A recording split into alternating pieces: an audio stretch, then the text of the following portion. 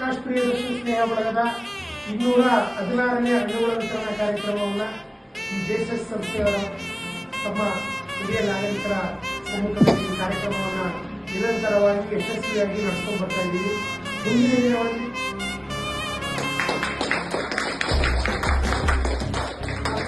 ಕಾರ್ಯಕ್ರಮ ಮಾಡಬೇಕಾದ್ರೆ ನಮಗೆ ಎಲ್ಲರಿಗೂ ಕೂಡ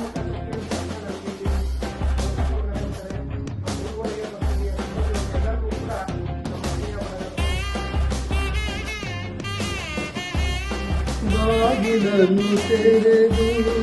ಸೇವೆಯನ್ನು ಕೊಡು ಹರಿಗೆ ಕೂಗಿದರು ದನಿ ಕೇಳ